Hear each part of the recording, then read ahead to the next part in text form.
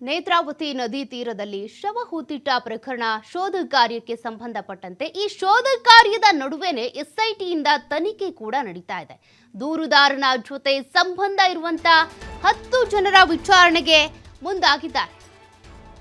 ದೂರುದಾರನ ಜೊತೆಗೆ ಯಾರ್ಯಾರು ಏನ್ ಸಂಬಂಧ ಇಟ್ಕೊಂಡಿದ್ದಾರೆ ಅಂದ್ರೆ ಆತನಿಗೇನಾದ್ರೂ ಹೇಳಿಕೊಟ್ಟಿದ್ದಾರಾ, ಆತನೇ ತಾನೇ ನೇರವಾಗಿ ಬಂದು ಒಪ್ಕೊಂಡಿರೋದಾ ಶವ ಹೂತಿಟ್ಟಿದ್ದೀನಿ ಅಂತ, ಅಥವಾ ಆತನ ಹಿಂದೆ ಯಾರಾದ್ರೂ ಇದ್ದಾರಾ? ಇದಕ್ಕೆ ಸಂಬಂಧಪಟ್ಟಂತೆ ಈಗ ವಿಚಾರಣೆ ಶುರುವಾಗಿದೆ.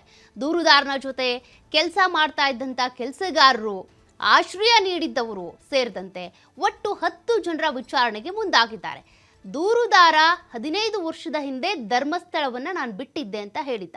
ಹಾಗಾದ್ರೆ ಆತ ಧರ್ಮಸ್ಥಳ ಬಿಟ್ಟ ನಂತರ ಎಲ್ಲಿಗೆ ಹೋಗಿದ್ದ, ಎಲ್ಲ ಆಶ್ರಯ ಪಡ್ಕೊಂಡಿದ್ದ, ಆತನ ಜೊತೆಗಿದ್ದವ್ರು ಯಾರು, ಎಲ್ಲಿ ಕೆಲಸ ಮಾಡ್ತಾ ಇದ್ದ, ಅದೆಲ್ಲದಕ್ಕೂ ಸಂಬಂಧಪಟ್ಟಂತೆ ಈಗ ಸ್ಪೆಷಲ್ ಇನ್ವೆಸ್ಟಿಗೇಷನ್ ಟೀಮ್ ಏನಿದೆ ಮತ್ತಷ್ಟು ಮಾಹಿತಿಯನ್ನ ಕಲೆ ಹಾಕ್ತಾ ಇದೆ.